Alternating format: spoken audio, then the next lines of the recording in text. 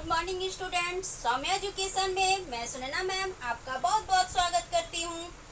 आज हम लोग स्टूडेंट्स हिंदी पेडागोगी देखेंगे, जिसमें कि हम लोग चैप्टर 1 से आज स्टार्ट करेंगे। तो चैप्टर 1 का टॉपिक है अधिगम एवं अर्जन। तो हम सभी जानते हैं स्टूडेंट कि भाषा जो है वो अधिगम और अर्जन प्रक्रियाओं पर आधारित होती है। अर्थात कहने का तात्पर्य है कि बालक जो है किसी भी भाषा को पहले सीखते हैं, उसके बाद वो अपने में क्या करते हैं, आत्मसात करते हैं। आत्मसात करने की प्रक्रिया ही अर्जन कहलाती है, जो कि बालकों के रुचि पर आधारित होती है, बालकों के विभिन्न मानसिक एवं बौद्धिक क्रियाओं पर आधारित होती है। ठीक है, चलिए स्टूडेंट्स, फिर हम आगे थोड़े कंसेप्ट को क्लियर करें। तो आज हम लोग देखेंगे कि ये जो अधिगम होता है, तो अधिगम तो हम सामान्य अर्थ में समझते हैं कि सीखना या सिखाना ही अधिगम कहलाता है।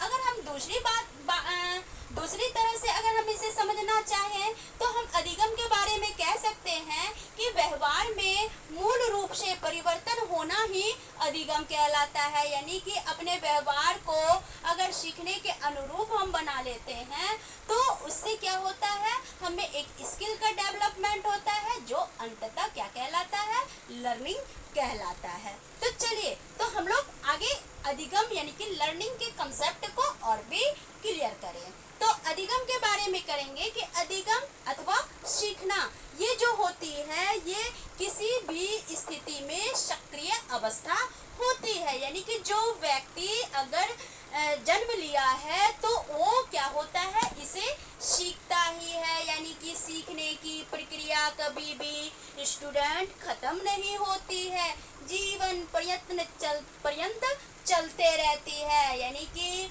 लर्निंग इज कंटिन्यूअस प्रोसेस बोल सकते हैं। यानी कि जब तक जीवन है तब तक ये लर्निंग क्या होता है, चलता रहता है, चलता रहता है, चलता रहता है, कभी भी रुकता नहीं है।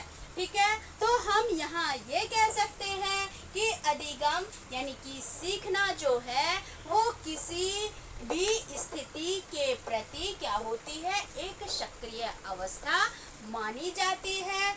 यह एक ऐसी प्रक्रिया है जिसमें कि हम क्या करते हैं, किसी न किसी स्किल को, किसी न किसी लैंग्वेज को आजीवन सीखते रहते हैं और अपना अंततः डेवलपमेंट करते हैं।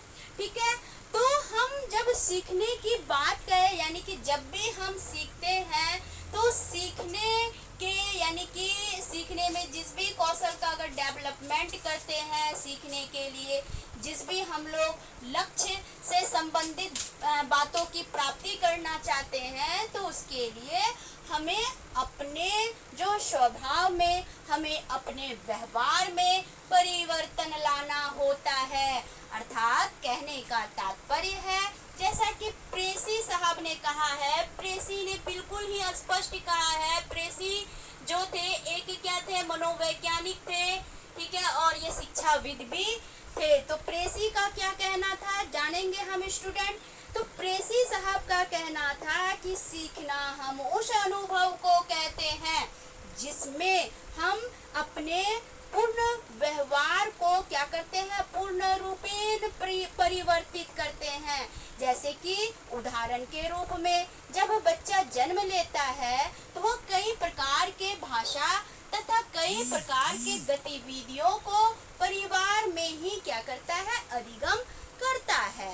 लेकिन जैसे एक आयु स्तर के आने के पश्चात जैसे ही बच्चे विद्यालय संस्था में प्रवेश करते हैं, वैसे ही बच्चे को विभिन्न प्रकार के भाषाई तथा अनुशासनिक परिवर्तन के लिए उन्हें अपने व्यवहार में क्या करना पड़ता है, परिवर्तन करना पड़ता है। वहाँ के नियमों, वहाँ के अनुशासनों तथा वहाँ पर व्याप्त जो भी वातावरण है उसे उन्हें क्या करना पड़ता है, आत्मसात करना पड़ता है, और अंततः उसमें विद्यालय अधिगम प्रक्रिया विकसित हो पाती है। तो इसलिए प्रेसी साहब क्या बोले थे स्टूडेंट, बोले थे कि सीखना हम उस अनुभव को कहते हैं जिससे हमारे व्यवहार में परिवर्तन होता है, जिससे हमारे के व्यवहार को एक नई दिशा मिलती है। समझ में आ गया? चलिए हम लोग आगे बढ़ते हैं। दूसरा, अगर हम क्या करें कि किसी भी विषय वस्तु को अगर हम रटकर याद करते हैं, यानी कि समझ प्रणाली पर ना आधारित कर अगर हम रटन प्रणाली पर आधारित करते हैं, तो हम क्या होते हैं, उन अधिगम प्रवृत्तियों को, उन अधिगम प्रक्रियाओं को हम पूर्ण रूपेण विस्मृत कर जाते हैं। यानी कि रट कर या किसी भी बोझिल हो करके जो भी चीज सीखते, जहाँ की हमारी रुचि नहीं होती है, हमारी किसी भी प्रकार की मनोदशा नहीं होती है, तो अंततः वो स्किल या वो ज्ञान जो होते हैं हम पूर्ण रूपेण विस्मृत हो जाते हैं। तो इसलिए अधिगम की प्रक्रिया रटंत प्रणाली पर ना हो करके समझ प्रणाली पर क्या होती है, आधारित होती है। जितने बालक समझेंगे उतने वो क्या होंगे, चिरकाल तक याद रखेंगे। और रटने पर क्या होता है, आज याद करें और फिर हम दूसरे दिन क्या होते हैं, उसे भूल जाते हैं। क्यों? क्योंकि उस बालक की उस प्रक्रिया में क्या होती है, रुचि नहीं होती है। तो इसलिए अधिगम की प्रक्रिया में बालकों की रुचि का क्या होता है, मूल रूप से ध्यान दिया जाता है। चलिए आगे बढ़ते हैं। तो अधिगम के बारे में और भी बहुत सारे मनोवैज्ञानिक हैं जिन्होंने अपनी अपनी बातों को कहा है। ठीक है, तो चलिए अधिगम के बारे में गाल्टन ने क्या कहा है, तो गाल्टन ने कहा है कि सीखना जो है वो व्यक्ति को विभिन्न प्रकार के अनुशासनों से क्या करती है, सुसज्जित करती है। सही बात है। जब भी हम सीखते हैं, जैसे कि हम लोग पढ़ाई करते हैं, जैसे कि मम्मी खाना बनाती है या फिर हमारे पिताजी किसी भी कार्य से, एक व्यावसायिक कार्य से जुड़े होते हैं, तो वहाँ क्या होती है, उनकी सीखने की प्रक्रिया, हमारी सीखने की प्रक्रिया क्या होती है, उस कार्य क्षेत्र से जुड़ी हुई होती है, जिसके कारण हम क्या करते हैं कि उन कार्य विशेष जो है नियमों और अनुशासनों से पूर्ण रूपेण जुड़ जाते हैं, जिससे कि अंततः उस कार्य कौशल से संबंधित जो है ज्ञान की हमें प्राप्ति होती है, जिसे हम क्या कहते हैं, कार्य कौशल अधिगम प्रणाली कहते हैं। ठीक है, तो हम सीखना जो है किसी की मध्यस्थता या मान के चलिए कि उसके बिना जो है नहीं हो सकता है। यानी सीखने के लिए एक क्या होना चाहिए, आधार होना चाहिए, एक मुद्दा होना चाहिए, जिसको प्रत्यक्ष रखकर, जिसको पूर्ण रूपेण आधारित रखकर हम सीखने की प्रक्रिया को, लर्निंग के प्रोसेस को क्या कर सकते हैं, स्पेशल बना सकते हैं। तो इसलिए हमें एक बहाना जरूर चाहिए कि हमें भाई सीखना है तो किस क्षेत्र में सीखना है, क्या सीखना है, किस उद्देश्यों से संबंधित बातों को सीखना है, तो वो क्या होनी चाहिए, पहले निर्धारित होनी चाहिए। तो पूर्व निर्धारित करके ही हम किसी भी प्रक्रियाओं को क्या करते हैं, अधिगम करते हैं, अर्थात सीखते हैं। चलिए, उम्मीद है आप अधिगम के डेफिनेशन को बिल्कुल समझ गए होंगे। चलिए, तो यहाँ देखिए हम आज मतलब हिंदी पेडागोगी की बात कर रहे हैं। ठीक है, तो इसे आप बिल्कुल बारीकी से समझिएगा। तो आगे बढ़ते हैं हम लोग अधिगम के प्रकार के बारे में। अधिगम के प्रकार के बारे में, तो अधिगम को यानी कि सीखने की जो ये प्रक्रिया होती है, ये कई प्रकार से होती है। ठीक है, तो अधिगम के जो होते हैं कई प्रकार होते हैं, यानी कि मूल रूप से अधिगम के 3 प्रकार होते हैं। कितने प्रकार होते हैं? 3 प्रकार होते हैं। तो पहला जो अधिगम होता है उसे हम क्रियात्मक अधिगम कहते हैं। उसे हम क्या बोलेंगे? क्रियात्मक अधिगम। तो क्रियात्मक अधिगम यानी कि जिसे हम फंक्शनल लर्निंग कहते हैं। तो फंक्शनल लर्निंग क्या होता है, चलिए हम इनके बारे में कुछ डिस्कस करते हैं। तो ये फंक्शनल लर्निंग जो होते हैं, ये कार्य करके सीखने पर क्या होते हैं, आधारित होते हैं। यानी कि अधिगम की प्रक्रिया को अगर आपको विकसित बनाना है, सीखने की प्रक्रिया को अगर सजग बनाना है, सीखने की प्रक्रिया को गतिशील बनाना है, सीखने की प्रक्रिया को अगर हमें व्यापक बनाना है तो इसके लिए हमें क्या करना होगा, सीखने की प्रक्रिया जो है क्रियात्मक अधिगम पर आधारित करना होगा। यानी कि किसी कार्य को जब हम स्वयं करके सीखते हैं, जब किसी कार्य को हम खुद से करते हैं तो इसमें क्या होता है, तो कार्य के स्वरूप का या विभिन्न प्रकार के क्रियाओं की गति पर क्या होता है, मूल रूप से ध्यान दिया जाता है।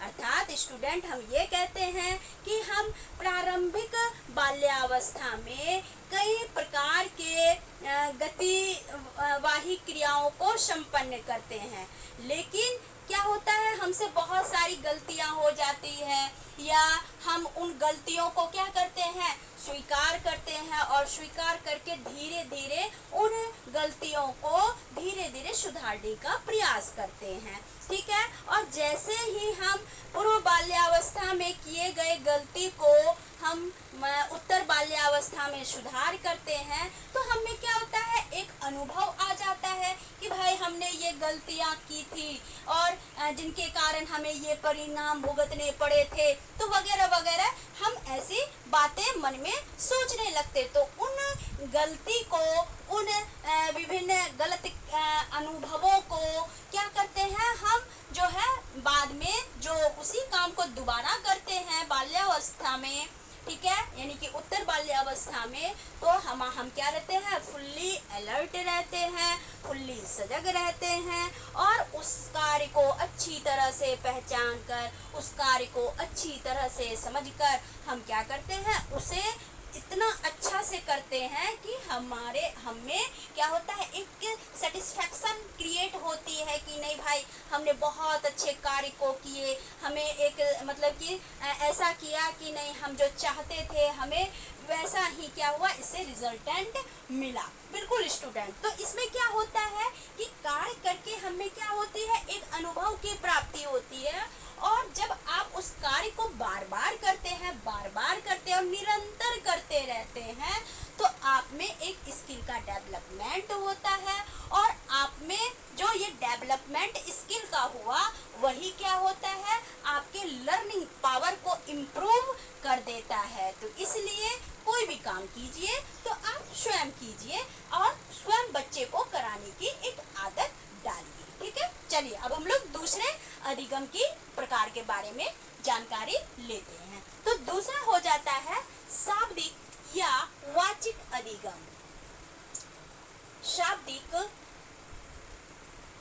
या वाचिक अधिगम,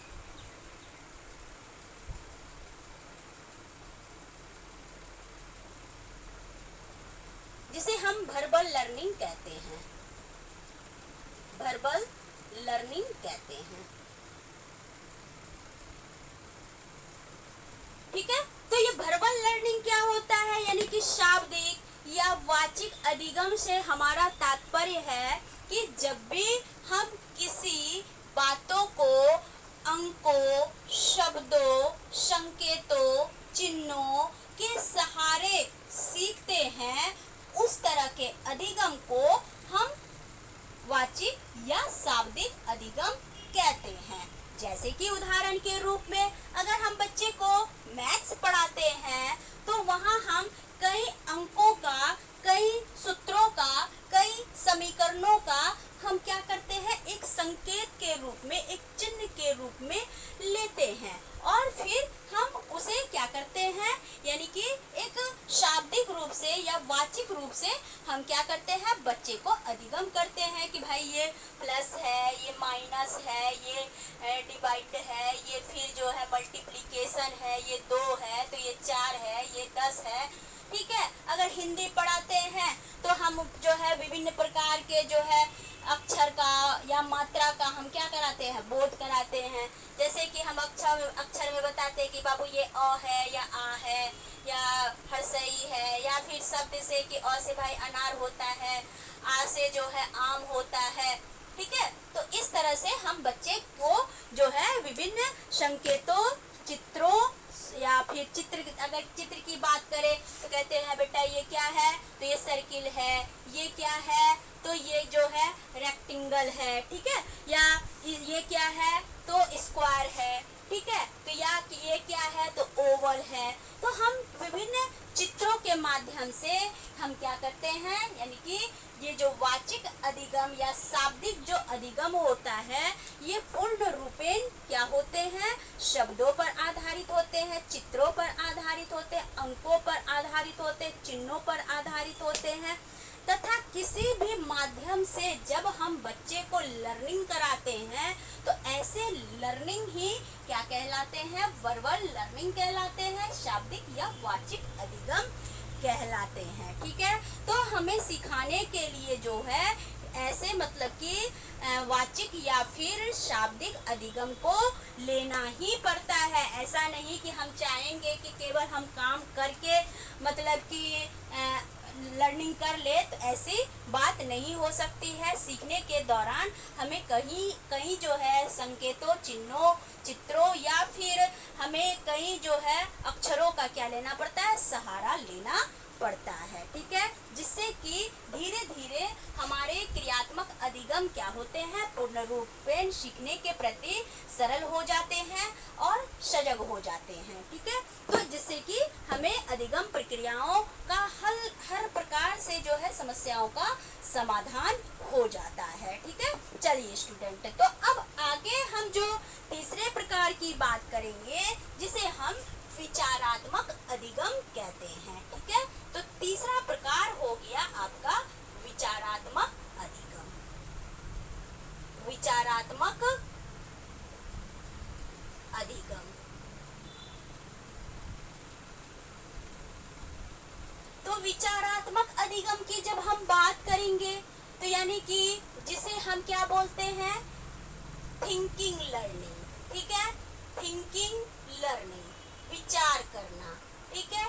तो यानी कि हम कोई भी जब कार्य करते हैं या करने की कोशिश करते हैं तो उसमें क्या होता है कि बहुत तरह से हम सोचते हैं कि ये कार्य करे तो कैसे करे, ये कार्य कैसे संपन्न होगा, इस कार्य को करने का तरीका क्या है, या इस कार्य को करने से क्या परिणाम होंगे। तो ये सारी बातें हम क्या करते हैं, कोई भी अधिगम को विकसित करने से पहले हम सोचते हैं। तो यहाँ जो हम है विचारात्मक अधिगम में क्या होता है कि कोई भी बालक जो है समाज में या परिवार में जो भी दैनिक अनुभवों से जो है देख करके, यानी कि दैनिक जो एक उनमें अनुभव है, एक डेली लाइफ का जो एक एक्सपीरियंस है, उसको देख करके वो क्या करता है, अपने में एक समझ विकसित करता है, अपने में एक सोच विकसित करना करता है, और एक मतलब कि तजुर्बा बोलिए या एक मतलब कि तजुर्बा का मतलब अनुभव बोलिए कि उनमें वो क्रिएट करता है उस लर्निंग में, और वो क्या होता है उस पर विचार करता है कि भाई इस काम को हम कैसे करें, भाई हम इस काम को जो है किस तरीके से करें, इस काम को हम कितने आसानी से करें, कितने कम खर्च में करें,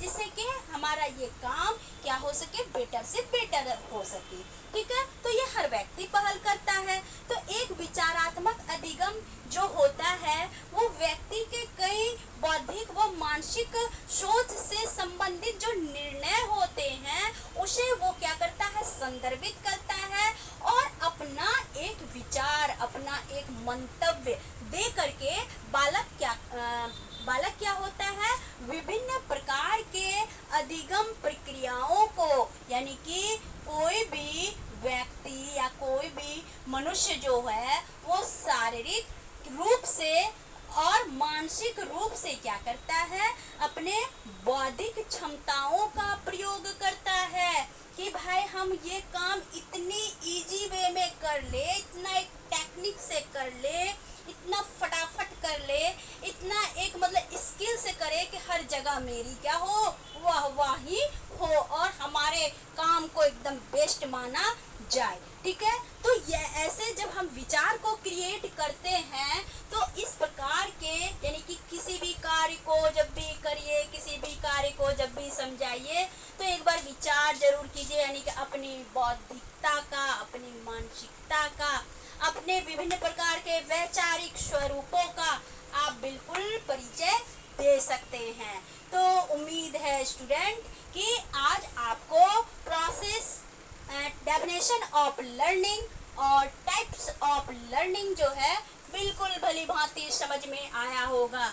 अगर नहीं समझ में आए लर्निंग क्या होता है, सीखना या सिखाना हम किसे कहते हैं, तो बिल्कुल आप बेहिचक कमेंट बॉक्स में कमेंट कीजिए, जिससे कि मैं आपको जो है और भी बेटर तरीके से समझाने की कोशिश करूंगी। ठीक है, ओके। आप लोग बहुत अच्छी तरह से जो है हमारे वीडियो को देखें और हमें जो है अप्रिशिएट करने के लिए भी आप कमेंट कीजिए। अगर कोई बुराई हो तो भी कमेंट कीजिए, ठीक है, जिससे कि हम और भी अपने टीचिंग प्रोसेस को क्या कर सके, सुधार कर सके। Thank you, okay, bye, take care.